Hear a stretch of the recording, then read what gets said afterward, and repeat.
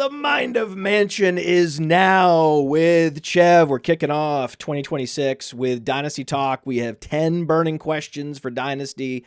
That is what the Mind of Mansion is going to be this year. It's going to be guests coming on. We got 10 burning questions, and we got burning questions about Kimani Vidal. We got burning questions about Roma Dunze. We got burning questions about one Drake Maye, and we're going to get into it in a minute.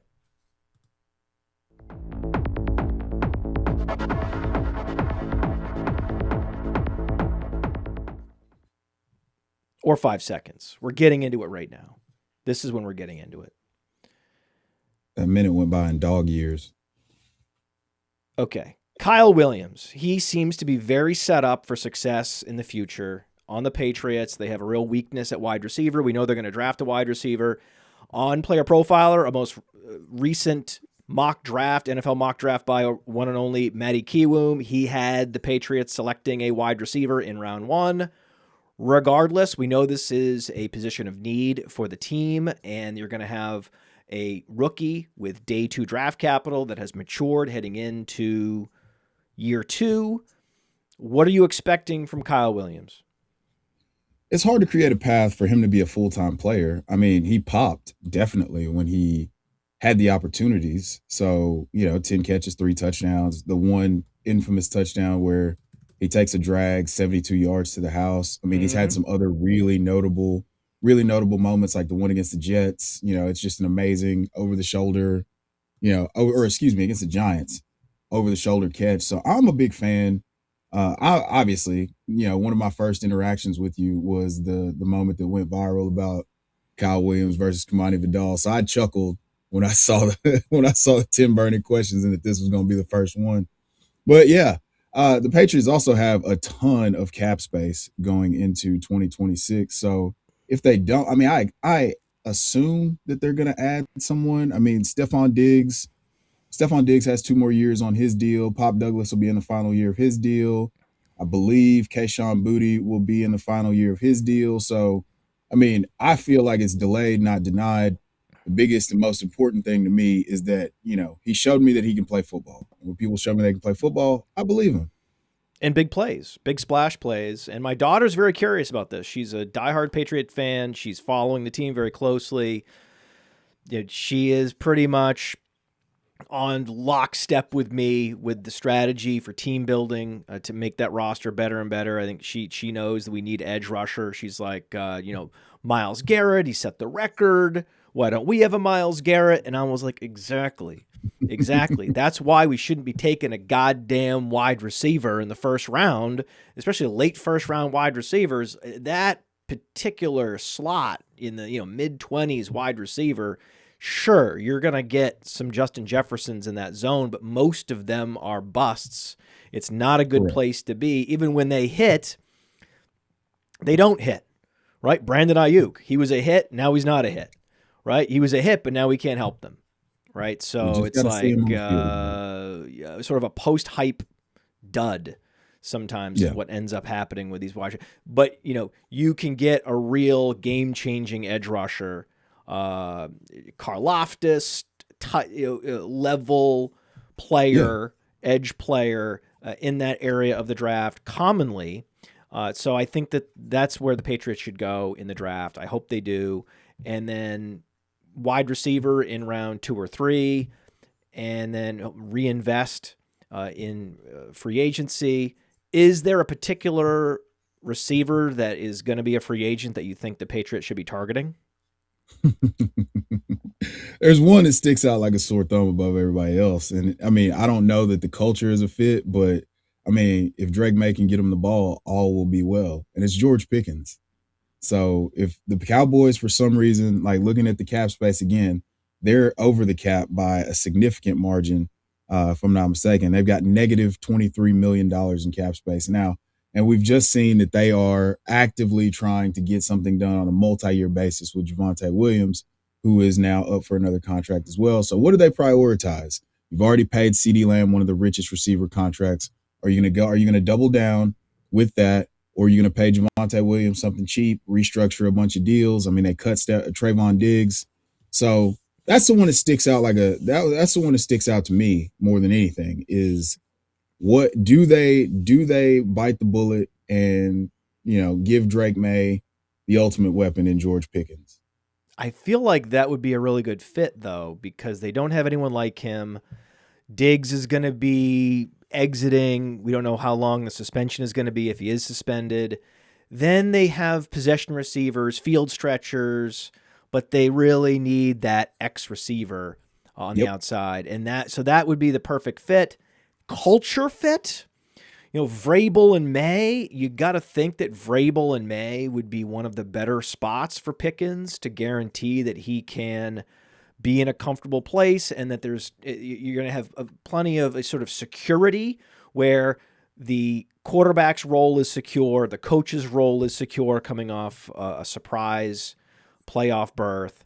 So you would think that would be one of the better places. If you have a player that is an unknown in the locker room and an unknown when it comes to player and coach chemistry, you try to find a place that has maximum stability and confidence, long-term vision, everything. I don't think of George Pickens as being a behavioral distraction. I just think of him being a very particular type of personality, not necessarily a troublemaker, not necessarily anyone has he had any intersections with law enforcement? No, that's not No. what I'm saying. That's not, That's what but that's the thing, right? It's like when you go around the locker room as I think maybe it was a strength and conditioning coach at one point for the Vikings went around the locker room to Thielen and Treadwell and all the receivers, and they asked, which of the players in this locker room would you least like to date your sister? All of them, including the wide receivers who are in meeting rooms with him every single day and have to get along with him, said, oh, it's Stephon Diggs. It's not close. And they laughed and said Stephon Diggs. Like it was the most obvious answer. Like you would never want your daughter to date Stephon Diggs. That was many years ago. So you could argue that if they moved on from Stephon Diggs somehow, some way in the offseason or a year in, that they would have less conflict in the locker room than they have now with Diggs. In fact, it would sort of be a off the field upgrade with Pickens over Diggs.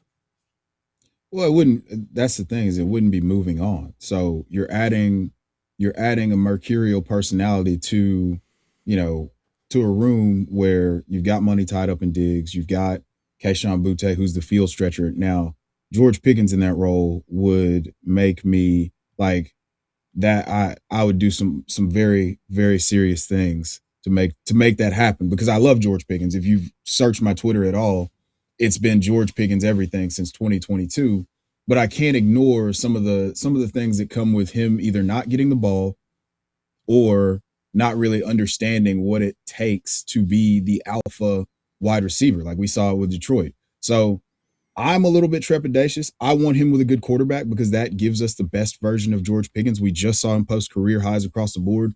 Now, is that somewhat tied to it being bag season for George Pickens and him probably getting 110 to 120 million dollars with 80 million dollars guaranteed, probably with the performance he just put up? Absolutely. But if he goes to another positive situation, I could care less. And I want as much George. Well, I have. You should. He's like my third most owned dynasty asset. So I don't, I won't Don't have to make that many moves. So you're telling people hold on Pickens, right? You're not trying to sell before he gets the lifetime contract. no. Why would no? If you sell right now, the value can still go up. He's only 24 years old. He'll be 25 in March. And there's just no reason you're not going to maximize the value right now because he finished the season on a low note. Now, if you sold, in the middle of him being, the wide receiver 2 or 3 and just putting up these monster weeks back to back to back to back, or that stretch where CeeDee Lamb was out, then yeah, you probably got somewhere close to what his value will sustain and maintain moving forward. Yeah, he This closed is out the season week 18 against the Giants. He only played half the snaps, but 2 fantasy points, had 11.6 fantasy points before that. Had that 26 fantasy point game in week 16 against Benjamin St. Justy, was matching up with him more than any other cornerback on the Chargers. And then before that, it were 2 games below 10 fantasy points per game. So yeah, this was a low note, and he basically helped you in the semifinals of the fantasy playoffs, but probably buried you before you even got to that point. Unfortunately, he goes somewhere, that wants him. And he's not the type of personality that is going to... In fact, my theory is he's the type of personality that really needs this contract. It'll settle him down. For me, it's like, hey, this is one less thing he needs to worry about, and he can just stick to being the most competitive wide receiver that exists. Listen, so I kind of like that idea. I think this is a good thing. I think the last player you're worried about is like, oh, the big money deal, giving him sort of a generational wealth. That's not going. You're not worried that that's going to somehow sap Pickens' motivation. Yeah, he's not going to Kenny Galladay you. That's not in the range of outcomes. That's by right. Any stretch of the imagination. That's what I'm saying, man. I kind of love it. So for those reasons, Patriots want to open up the checkbook for George Pickens. I wouldn't hate it.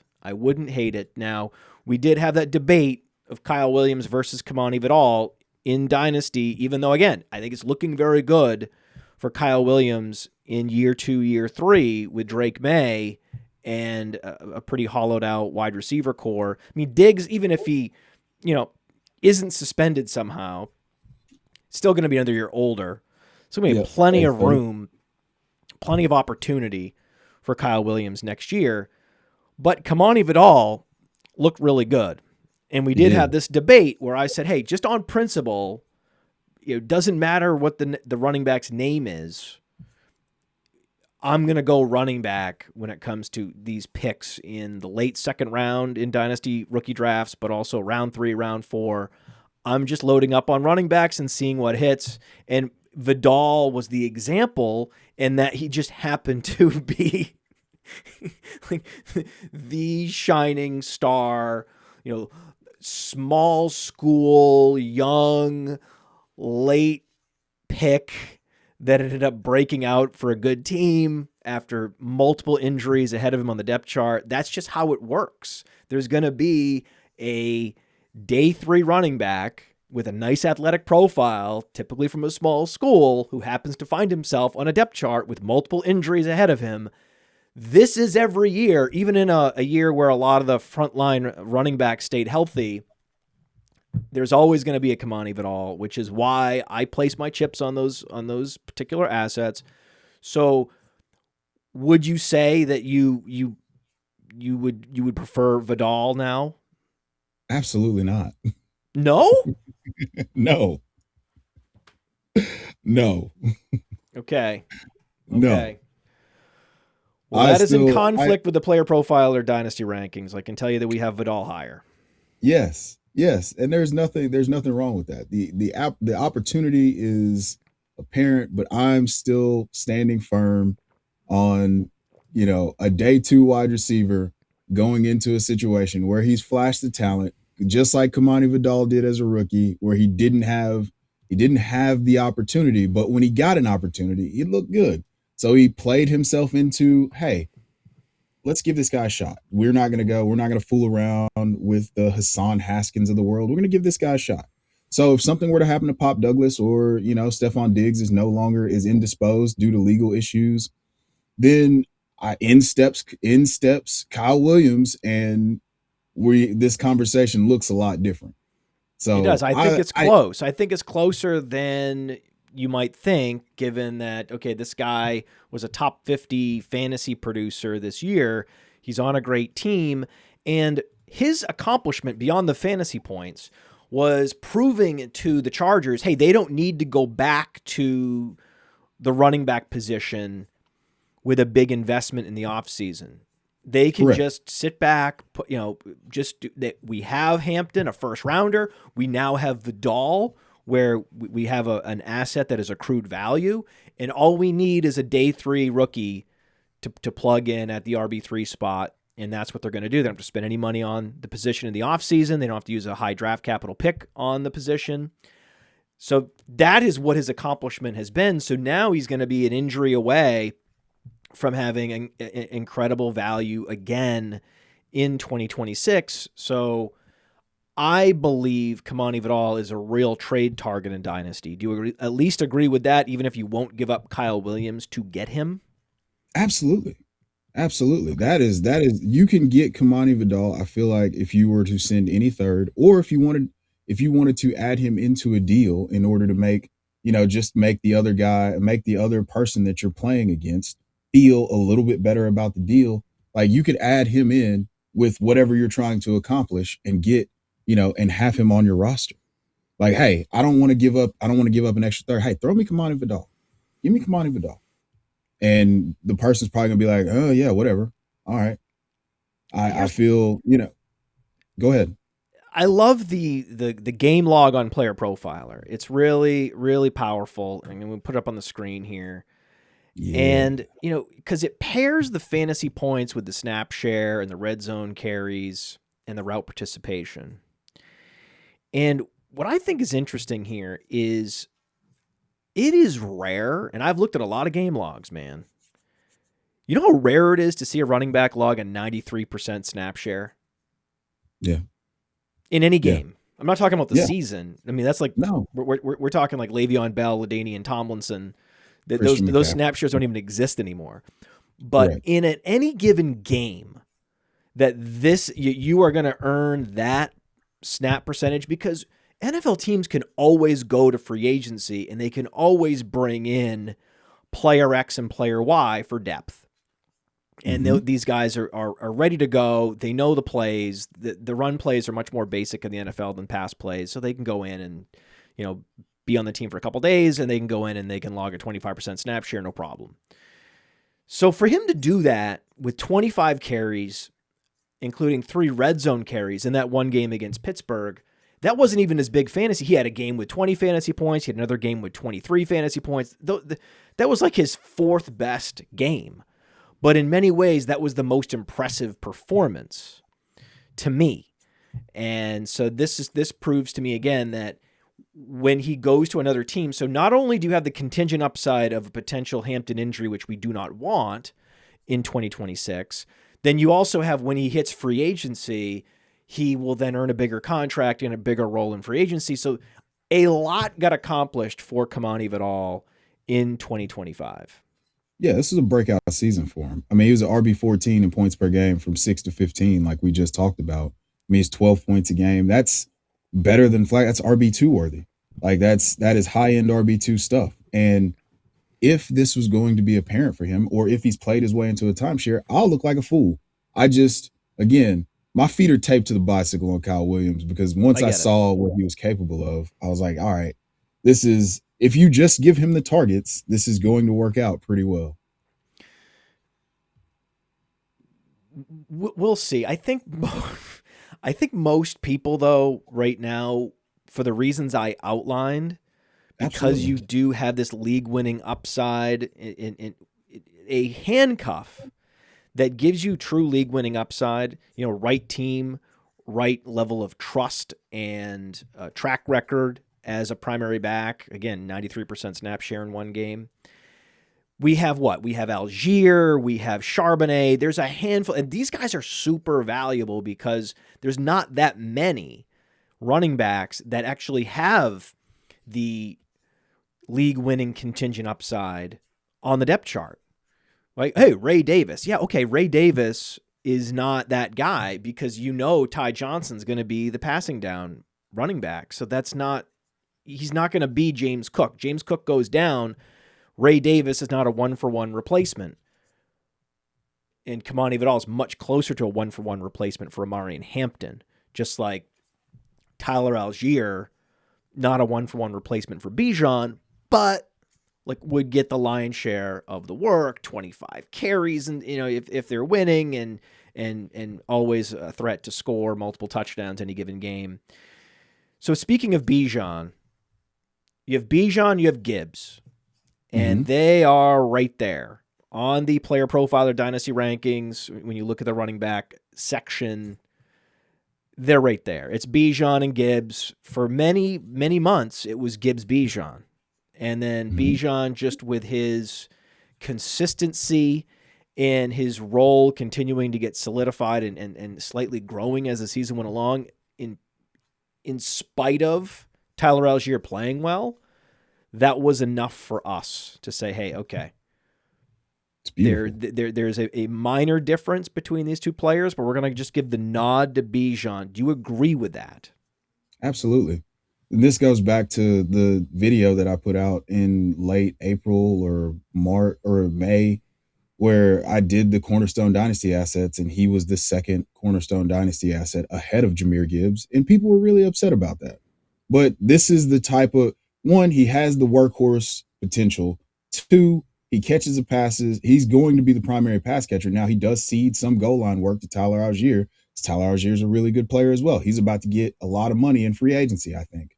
So for me, it's always been Bijan over Gibbs because of the fact that I just believe that we had a season like this in the cards. So this was we were working towards that.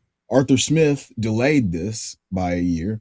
We got the mini breakout last year, but Gibbs finished the year as the solo show. But we have Montgomery on another 2 year for another 2 years. Gibbs scored 13 touchdowns this year and still didn't score more fantasy points than Bijan Robinson. So it's always been Bijan over Gibbs for me, but I wouldn't mind, again, in Dynasty startups this past offseason, if they both made it to the turn and I was at the back, I 1,000% was clicking Gibbs and Bijan because they're both awesome. We have a sort of a sudden controversy around a receiver that I would have never imagined. Justin Jefferson.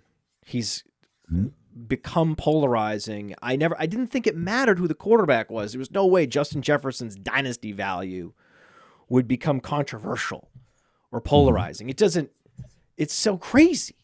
And so we're going to get into it after this.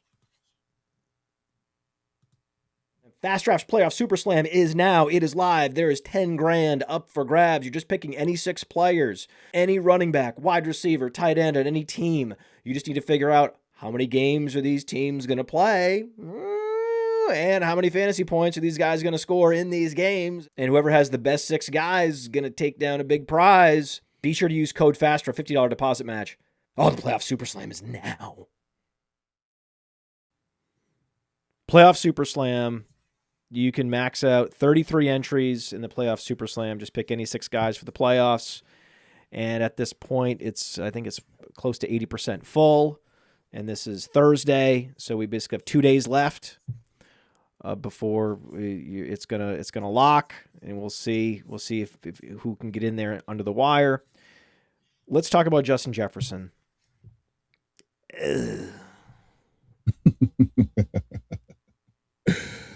Man, I had in my notes to remember that even Larry Fitzgerald, who's the second all-time leading receiver, Justin Jefferson going into the season was the number 1 wide receiver in yardage per game for a career through the first 5 years of his career.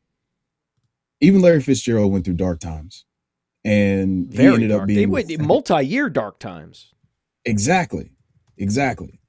So, but I mean, we're going to find ourselves back on the golden brick road to the Hall of Fame with Justin Jefferson sooner than later, I believe.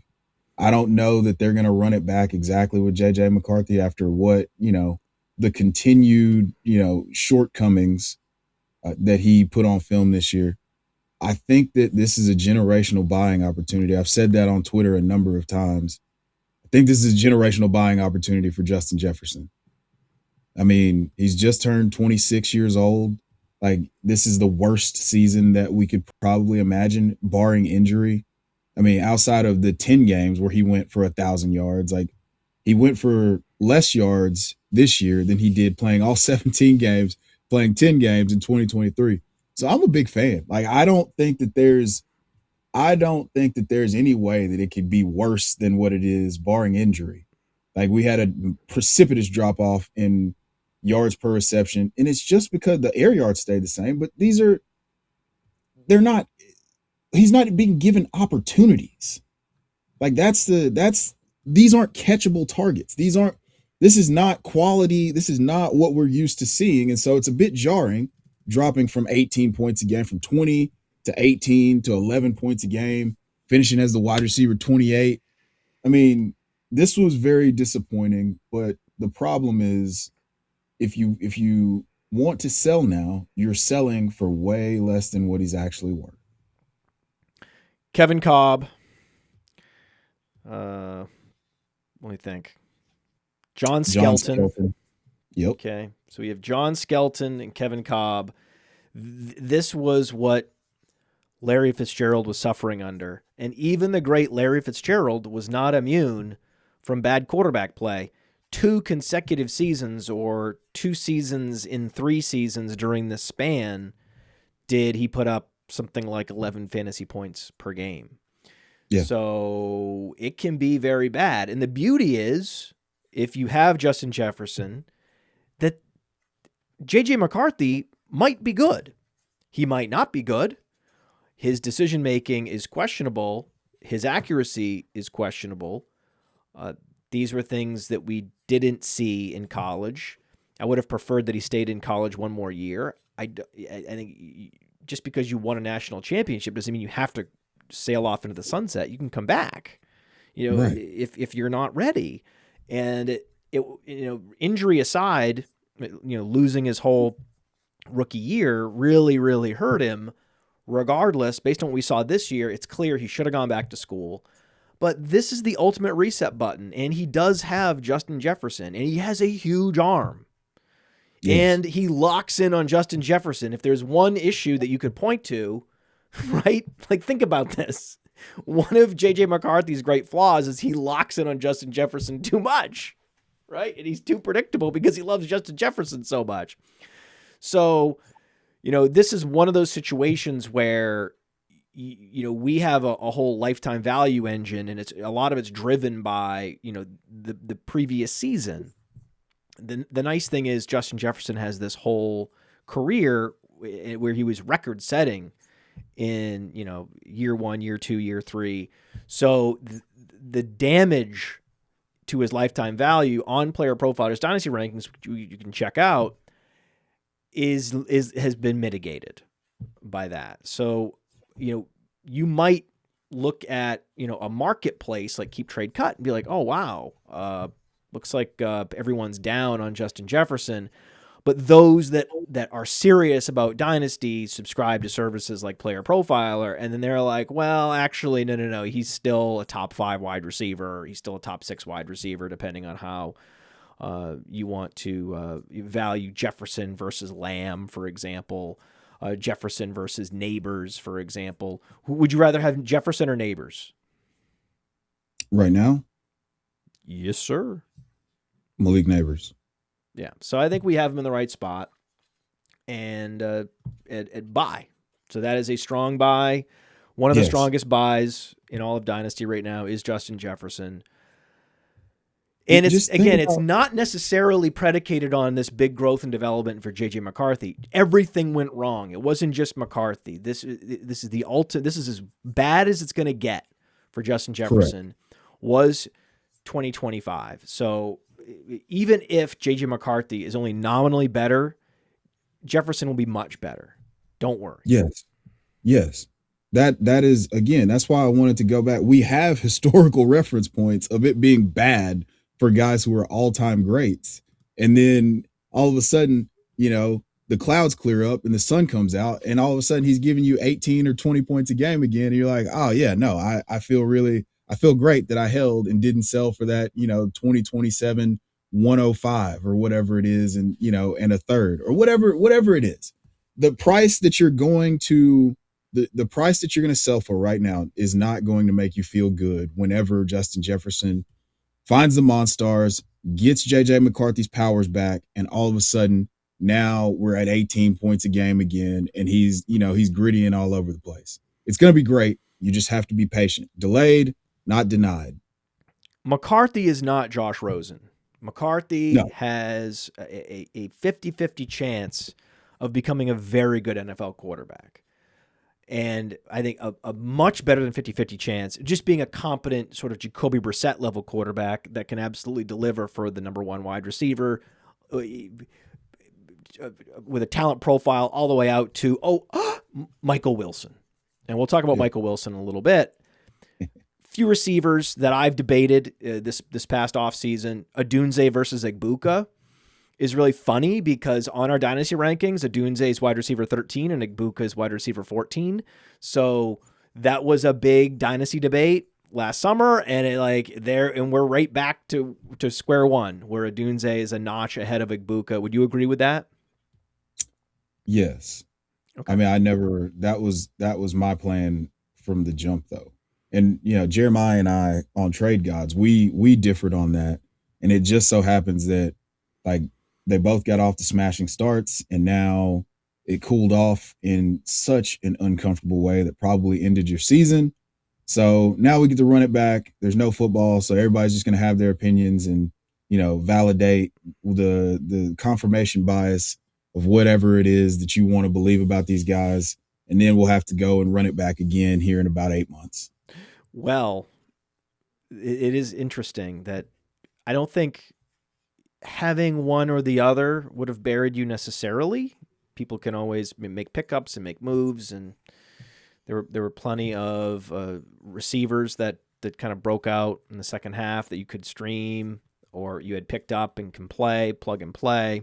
However, if you had both, if you drafted both, you were buried. You could not draft both Odunze and Egbuka. There were great times though. There was a real moment in time there for them during the season. What about Garrett Wilson? So Garrett Wilson had a worse season than them, but he's also shown a higher ceiling in the NFL. So how do you feel about, say, Garrett Wilson versus Egbuka? Because these are two sort of frontline, high-profile Ohio State receivers that, unlike, say, Marvin Harrison Jr., have demonstrated real sort of go-to receiver abilities in the NFL. Well, that's exactly it. Garrett Wilson has demonstrated go-to wide receiver capabilities. And if we're looking out, I mean, it was considered to be really bad. 7 games, 14 points a game, 4 touchdowns in 7 games. Like everything lines up with what he was doing last year. And this year he just got hurt. I mean, would it have been better if Tyrod Taylor took over for Justin Fields early on and we got a little bit more of a passing floor? Yeah, but he was still 14 points a game with Justin Fields for the most part. So I still feel really good about Garrett Wilson. There's depressed value here. Now, what it does worry me is that he's not the same type of receiver that we projected him to be, which is the Justin Jeffersons, the Jamar Chase, like those types of guys. He might not be in that bucket, but he could be a second tier guy. He could have he had an outcome just like Chris Olave just did. I mean, 100 last year, 153 targets, 100 catches, 1,100 yards. We just saw Chris Olave go 100 catches for 1,163 yards and 9 touchdowns. So that's in the range of outcomes. And Chris Olave just happens to be right behind Garrett Wilson and Egbuka, or not Garrett Wilson, but Rome Odunze and Egbuka. And I think I would rather have Chris Olave. And that was me being a Chris Olave detractor for quite some time. Wow. Okay. I think to me, and based on our lifetime value projection model, we're talking a mini tier up for Garrett Wilson compared to Egbuka, Odunze, and those players. I am in on Garrett Wilson. This is another great buying opportunity because there's uncertainty around the quarterback position. You just have to always operate in the offseason as if every team is going to figure out their quarterback situation. If that's your operating mode when you're running dynasty trades, you're going to end up ahead. Because most of the bad wide receiver trades a lot of them are driven by fear about the quarterback, concerns about the quarterback that end up getting resolved in ways that you might not have ever predicted, that Sam Darnold would deliver so well for Jackson Smith and Jigba. No one would have predicted that, but it didn't matter. You just have to go ahead and put your head down and buy Jackson Smith and Jigba. Yeah. When you look at the running back position, okay. When you look at the running back position, re-rank the rookies, right? So think about how you had your top 5 rookies, your top 5 rookie running backs in 2025. How would you rank them now? Now that we have one season in the books, go back to that class. You got Genty, you got Henderson, you got Judkins. How would you re-rank that? I'd still have Ashton Genty number 1. Okay. The biggest shakeup. Yeah, I'm still there. I'm not. We aren't moving. I mean, if you've read anything that has to do with the Raiders, it is comical how bad everything was there between their offensive line coach Brendan Carroll and them having the offensive line having to call secret meetings. So I'm still all in on Ashton Genty. He had 1,321 total yards. What was this? Secret meetings? Yeah, the offensive line had to have meetings with, the offensive line had to go and have meetings with Geno and, Ashton Genty to figure out how they actually wanted things blocked. Because Brendan Carroll, Pete Carroll's son, was so bad and inept that they just started circumventing him altogether to try to figure this thing out. No. Yeah. I'll send you the link to that. It's on my Twitter. I was too busy watching TikToks with people talking about Stephon Diggs to his face in the locker room. Okay. So it's okay. So you got Ashton Genty number 1. Yeah. Travion 2, Amarion 3, Quinshawn 4, and RJ Harvey 5. Okay, this is where the dynasty rankings on Player Profiler are not aligned with that exactly. Okay. We are more bullish on Hampton than you are, I believe. The one big question here, I think a lot of that sounds right. I think intuitively right, what most people would have predicted, with just maybe 1 or 2 variants. Travion at 3 versus Hampton at 2, Hampton at 3 versus Travion at 2, whatever it is. But then you get down to RB5, and we don't have RJ Harvey at RB5. Correct. We have Cam Scatterbo. Yeah. So this is based on just Scatterbo's role was cemented in a way that RJ Harvey's has not yet been. And Scatterbo showed some incredible sort of all-purpose opportunity earning potential. And I can just tell you from being in the New York area, there are Scatterbo jerseys everywhere. I can promise you there have been orders of magnitude more Scatterbo jerseys purchased than RJ Harvey. Though now that the Broncos are in the playoffs, I'm sure the Harvey jersey sales are gonna pick up, or have been picking up. But I mean, there were kids everywhere with Scatterbo jerseys, and this is one of those things where I think that doesn't necessarily translate into fantasy points. But something happened this year with Scatterbo where he became the guy. And I think this is sort of similar to what happened with Kimani Vidal in that, like, he earned a place where I don't think there's going to be a question about, hey, what's Tyrone Tracy? What's his role going to be? And are they going to draft a running back and when? And are they going to look at running backs in free agency? No. I am convinced this is the Cam Scatterbo show moving forward.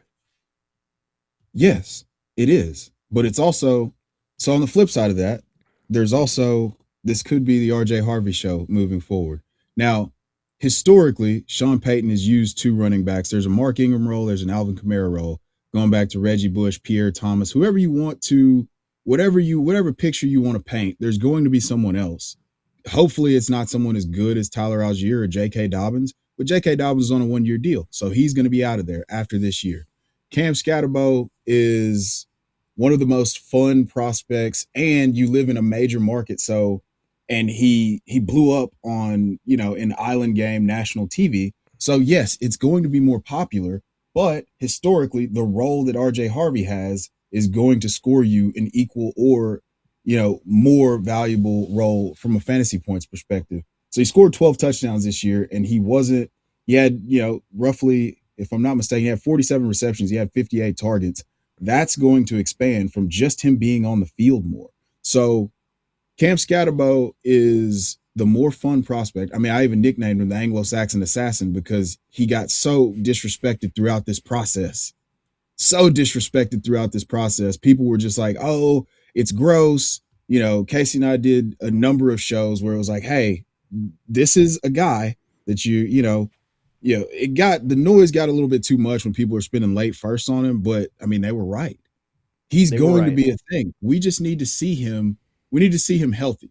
RJ Harvey is healthy. RJ Harvey has a role that historically has been very valuable, even in Denver. Like last year, we thought Javonte Williams was absolutely cooked. He still got 70 targets. I mean, they're going to target the running back 100 to 120 times as a team. And if 90 of those go to RJ Harvey, what kind of conversation are we having now? Like, we saw that it worked out because RJ Harvey finished the season from weeks 13 to 17 at 19 points a game. Scatterbo, if I'm not mistaken, during the run where, he and Jackson Dart took over, was around 17 points a game. So I think that I personally prefer RJ Harvey, but I don't in any way, shape, or form fault you for saying, hey, this is sticky. This is what we have to look forward to in 2026. I'm just going to place my chips on RJ Harvey and live with the results. Okay. Cam Scatterbo had 3 games with 5 or more red zone carries, which is just absolutely wild. And he had that stretch of games where he was getting a 70% snap share. So early on to be just given the undisputed primary back role, bell cow duties, and then to deliver 30-plus point game. It was an island game, I get it, but that was the Eagles. It's just, I have been convinced it doesn't take too much to convince me that a player has outperformed their athleticism.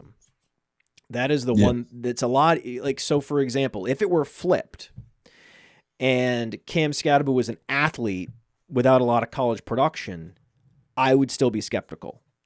I mean, that kind of trust from the organization would make me feel very good about it. Mm-hmm. But still, we don't have a full season of him with 1,000 yards ever. Like, things like that would really be a detractor for me. Sure. But yeah, I'm like, hey, there's this one thing that this guy doesn't have breakaway speed, and it may or may not affect him in the NFL, but that's the risk factor. And then it's a risk factor that, clearly had him outside the top 5 before the season started, especially for us at Player Profiler. Now he's inside the top 5 because it's like, oh, no. The athleticism when it comes to Scatterbo is not as important. And in fact, it's also easier to reconcile when the one impressive athletic trait that he has is burst, right? Because that is essentially can be an analog for just straight line speed or the speed that you need to get to the edge, the speed that you need to accelerate through a hole that opens, a crease that opens. So it's like, hey, this guy wasn't just bottom percentile across the board. He had this one trait, explosiveness, that was jumping out and jumping off the screen. And like, okay, that clearly is manifesting on an NFL field. There's all this production. There's all this organizational trust. That's a wrap. Yeah. And I think the beautiful part of that, to add to what you're saying, is that, Cam Scatterbo is going to take the shortest distance between 2 points is a straight line. And it doesn't matter what's in the way of him in the straight line. He's going to run through it. And there's an element of physicality there that you see it, but you can't really quantify that with data. Like, you have to see it with your eyes, like, oh, he's just going to run through Zach Bond's face into the end zone. And once you see that, it changes the way that you feel about a guy because you don't care how athletic he is anymore if he can do that to other grown men against their will. That's right. That's right. How do you feel about having Drake Maye ahead of Josh Allen in the Dynasty rankings? I love it. You love it? Okay, good. You're good. You're on board. Yes. Okay, you're on board because Josh Allen still has a bunch of years left. He's not going to be as mobile in the years ahead, but I mean, he's still going to be an incredible Dynasty asset for many, many, many years. Drake Maye is just that good. And it's one of those things where, yeah, we don't want to look more than 3 years out, but even 3 years out, I think you're going to start to see a decline in the scrambling of Josh Allen. And like it or not, it's a good thing that not every Dynasty leaguer plays like we do. And that youth versus a 30-year-old quarterback can affect a lot of your league mates, maybe more than it might affect us, who are more like, hey, maximum 3-year window that they're gonna value players on. A lot of people, they think much more long term, and they're like, listen, I just want to set it and forget it quarterback for a decade. So the implied trade value of a guy like Drake Maye in Dynasty also factors into that a little bit. And it all comes together to push him over the top. And the fact that we had him comparable to Josh Allen all along on Player Profiler is one of those comps that I'm most proud of. I mean, it seems like every year I'm proud of a hell of a lot of comps. But this year, I mean, with so many broadcasters making this comparison, for them sharing a division, and then from the beginning, us having him comparable to Josh Allen, I just thought that was pretty cool. Yeah. This is great because this is when it's like, hey, everybody sees the thing. And like, you don't want to say it because, I mean, Josh Allen's on a first ballot Hall of Fame trajectory, but everybody sees the thing. And you're like, hey, I think that is where this is headed. And then the player makes you right. So Josh Allen took a massive step back the last 2 years from passing, and he's taken a step forward, in terms of his, the rushing production, accounting for a percentage of his fantasy points. And for me, Drake Maye is just kind of operating within a system that's going to allow him to experience more growth. Like besides James Cook, what other Dynasty asset, like, are you really that bullish on Dalton Kincaid? Like, it's Josh Allen, it's James Cook, it's submit, log out. And then on the flip side, it's kind of the same thing for Drake Maye, but here we are. He's at 4,400 yards passing, very similar rushing numbers, 450 to 579 for Josh Allen, 31 passing touchdowns. And this is just him being in a functional environment. This isn't him adding George. They didn't add George Pickens. They added Stephon Diggs, which ironically enough, that was what took Josh Allen to the moon, right? I mean, the parallels are crazy, dude. They're crazy. Parallels are crazy. Right. So if they add another piece, I mean, what's to say? I mean, are you against the idea that Drake Maye could throw for 5,000 yards and 40 touchdowns in his third year? Like, who's to say this is the best version of Drake Maye that we could see? And he's already just barely 0.8 points behind Josh Allen in points per game. So you make your bed with Drake Maye, and then if you're wrong, he stays here, or maybe he regresses slightly. But I don't see that because he's just, everything about him just says, hey, I am a future superstar. And, you guys landed a quarterback. You only had to go through 6 years of negativity, and you got another stud quarterback. Yep. Yeah, I mean, we're talking about the number one pass EPX, right? Explosive play rating specific to passing for quarterbacks on Player Profiler, 129.1, number one in the NFL. And that's before we talk about the 450 rushing yards. Yes. I mean, what? That's just cool, special stuff. Yeah. What can we expect from Charbonnet versus Kenneth Walker in 2026 and beyond? Well, I mean, Kenneth Walker is not going to be there. Okay. That's the number one thing, is he's going to be somewhere else. I expect him to probably get a deal similar to what Kyron Williams or James Cook got. 3 for 33, 3 for 30, 3 for 36, or 2 for 20. I think, 2 for 20 would be something that I think would be reasonable for him, just because he hasn't shown that same ability to be, an absolute bell cow like a James Cook or Kyron Williams have shown you. So I expect him to be somewhere else. I expect him to outplay this deal handily. And I expect Zach Charbonnet to function as the outside zone runner in, Clint Kubiak's scheme. I don't know if Clint Kubiak's going anywhere.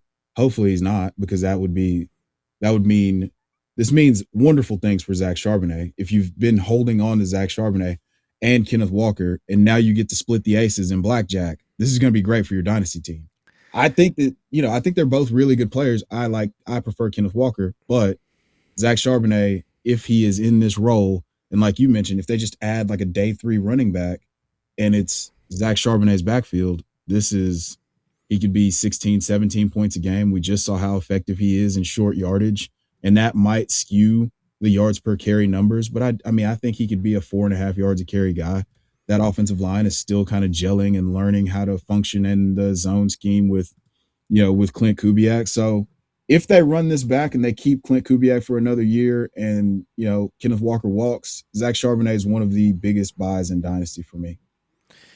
You don't think that's too on the nose, though? Like, everyone thinks this, and then therefore it's you're spinning your wheels trying to get him? You could be. I mean, you're going to have to pay a pretty penny. But if you believe in this backfield and you believe in this offense, and there's the quarterback's locked up, they have the prototypical X receiver / just passing game weapon in Jackson Smith and Jigba. I still believe that guys like Torrey Horton are going to take a step forward. Elijah Arroyo ended the year on IR. This is an ascending offense. So I want as many pieces as humanly possible in this offense. And I want the Clint Kubiak, the Shanny back. Like, I want that guy on my team, because you'll never have to pay what it's actually worth to your lineup, in my opinion. All right, let's talk about tight end. Do you prefer the more established, like, already broken out fully, a guy that has, that when healthy is going to be a top 5 tight end, or most likely? A guy like Tucker Kraft, coming back from injury, but assuming health, super stable. Then you've got a couple breakout tight ends, and we've been tricked by breakout tight ends before. Mm-hmm.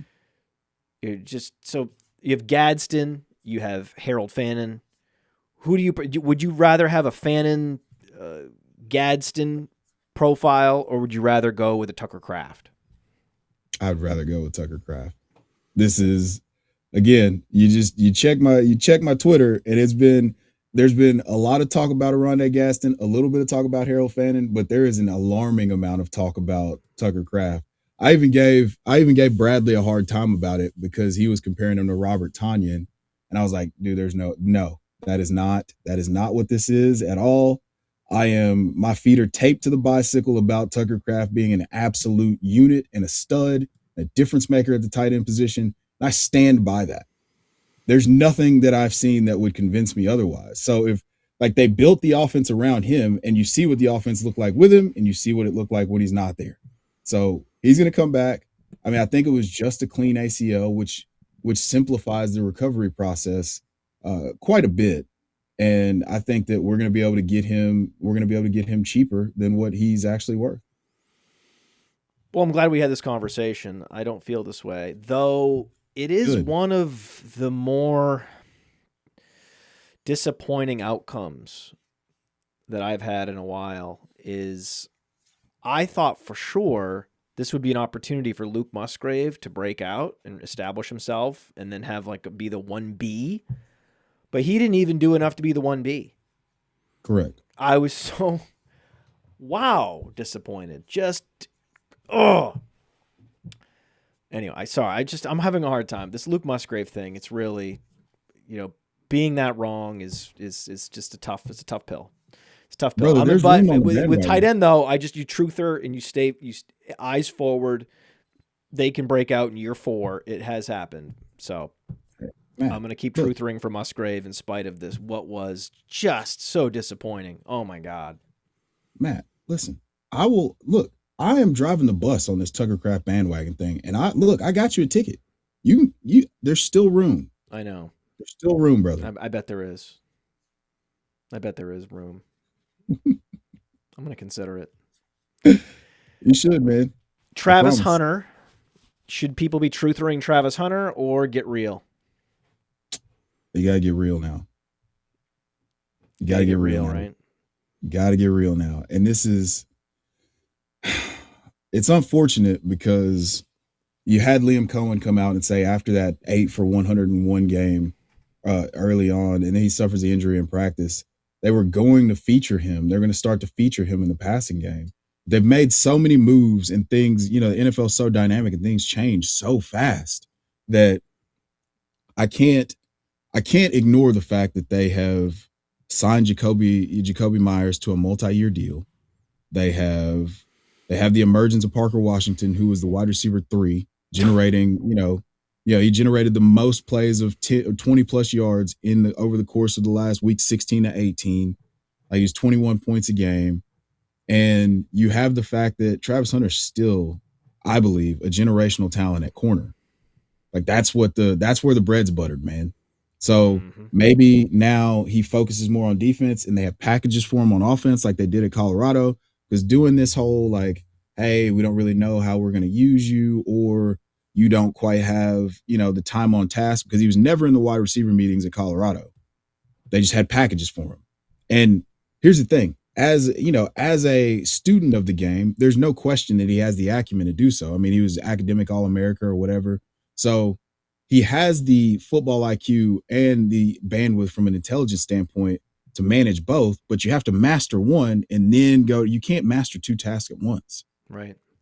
So I was one of the first people to say, hey, you should, I think he's going to play, I think he's going to play some receiver. Or like, what if he does? Because I think he's that good.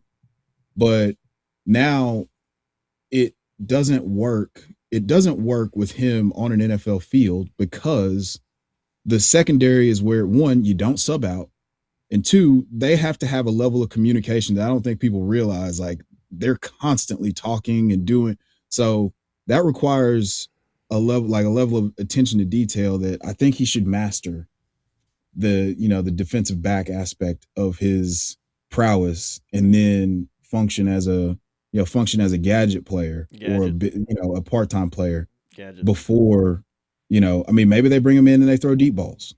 Maybe they bring him in and they throw him smoke screens. What about Brian Thomas? Deep balls go to Brian Thomas. Aren't they going to, isn't that, I mean, is he ever going to have another 1,000-yard season? Yeah, I hope so. I mean, you and I both are in the same camp of like, what in the world happened? If we had this conversation in August and you told me Brian Thomas would be 10 fantasy points a game, be like the wide receiver 49, I would have told you you're on drugs. But here we are. Like, I can't. Position, can you create a path for Travis Hunter to be a go-to wide receiver? No. I think Travis Hunter's over. You gotta sell low on him, and I am buying Brian Thomas. I just want to say for the record, I'm buying Brian Thomas. You have to. He is a full-time receiver. He has a star receiver skill set, and there are years that happen, receivers that come out of nowhere that are inexplicable. No receivers are immune to it. They happen.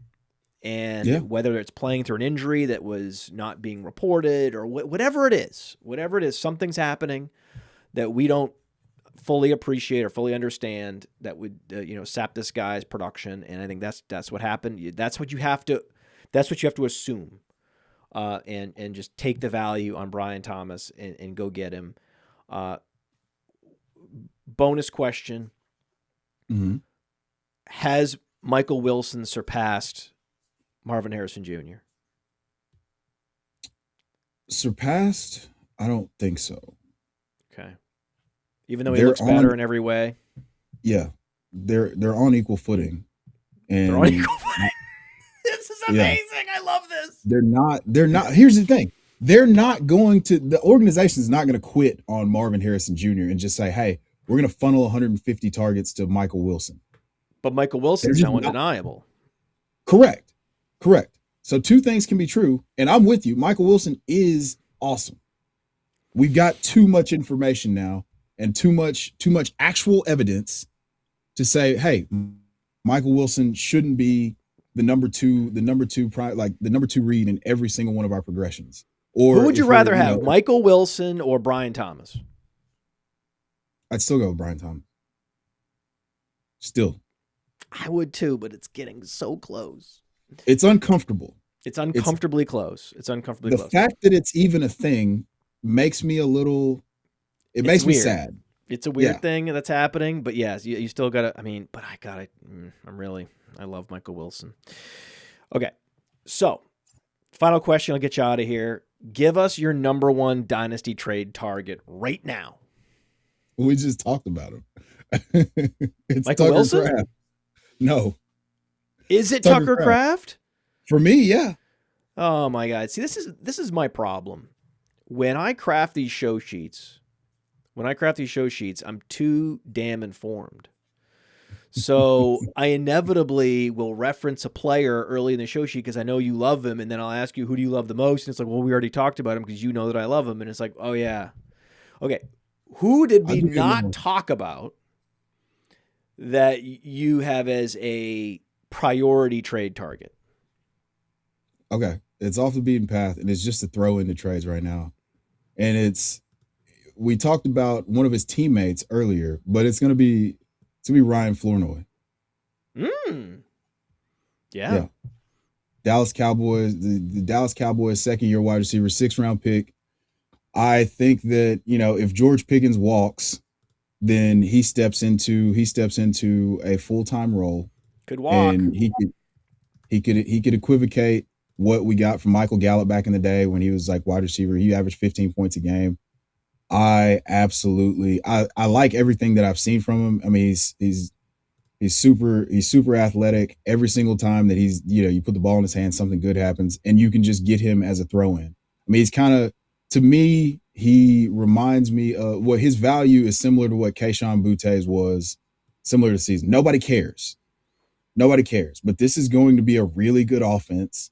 Like, obviously they're not moving on from Brian Schottenheimer. This is, more time on task. Ryan Flournoy. Ryan Flournoy is your well, let's do final dichotomy to get you out of here. Not quite ready yet. No, we're good. Who would you rather have, Ryan Flournoy or Adonai Mitchell? Oh man, that's like asking me to pick a favorite kid. I do have one. They're both very athletic, and they're both very underrated, and they're still very attainable. I'm gonna go with, oh man.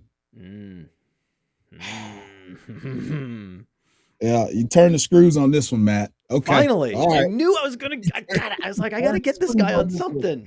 Because I've been such an Adonai Mitchell truther. All right, I'm gonna stick to my convictions. I'm gonna go Adonai Mitchell. Boom. Against my better judgment. From the Podfather to you, I deeply appreciate you tuning in. And many ask, what can I do? What can I do to help support the host, the research they do, the production costs? Go to PlayerProfiler.com, Dynasty Deluxe, World Famous Draft Kit, Rankings, DFS Dominator, and of course, data analysis. Subscribe to any one of those, and you support all of us and take Player Profiler to the moon.